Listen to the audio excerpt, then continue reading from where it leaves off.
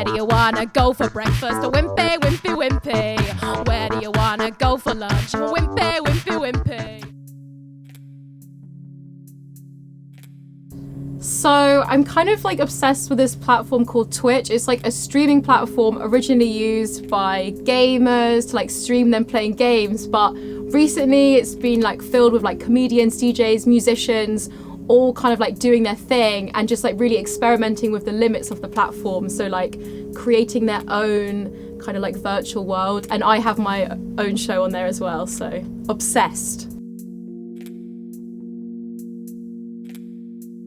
So I think basically when I was kind of thinking about this, like I've kind of taken all the effort and energy that I put into like gigs in real life and I've kind of put it online. So now I do like 3 to 4 streams a week, and that's what I was doing gig-wise before.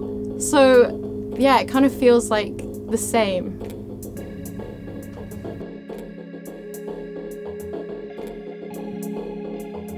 Yeah, so I think like social media is great because it means you can make content and share it immediately with people that like follow your work.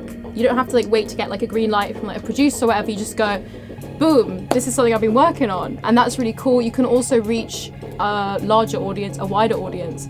But on the other side of that, I think I get quite obsessed and addicted to social media, like, and I'll be like, that's only got 2 likes.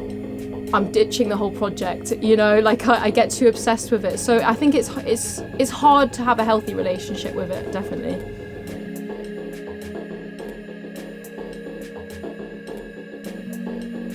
So I think like in the past like year or so, it's been great to see the possibilities of online like performance, streaming and stuff, and that's created this whole new like virtual space that we can now inhabit. It's great, it's accessible, it's more affordable actually than like hiring a space. On the flip side, I think as a performer and an audience member, I will always love that feeling of being in a group of people and reacting at the same time as other people as what's going on stage. On the flip side, being a performer or a comedian and hearing people laugh at your jokes or not laugh at all is a real great indicator of whether a bit of material is working. I've been doing online gigs, people could be typing lol, lol, lol, lol, lol, and sitting there in silence. So I could be doing material that's awful. So, you know, I will always, there's so much value in that response in a room. There's something about the energy of a live audience that can really tell you if something's funny.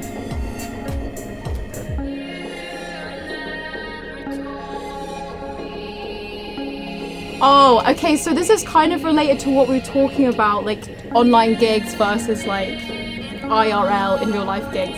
I remember I was like doing a Facebook Live on my own Facebook page. I like posted about it loads. I was like, I'm doing a gig, fresh bangers, it's all my latest songs. And I was just like doing the gig and I could just, you can see the viewers, this is a problem. You're doing it and you can see the viewers drop down 10, 9, 8, 7, 6, 5, 4, 3, 2, 1, 0. And you're like, oh my God, this happens. So that was a sad day. It's more of a sad story. It's more of a sad story, but like people don't, actually I was gonna say people don't do that in real life, and then I'm like, my Fringe show 2019, 10 people walked out, like, you know, so it happens.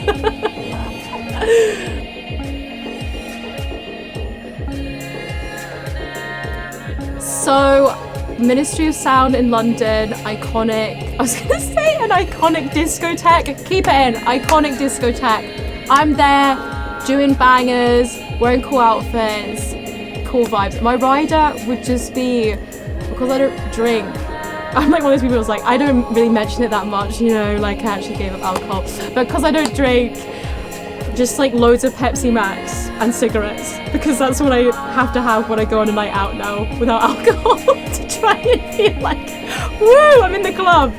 So yeah, it's very specific. I think it'll be fun.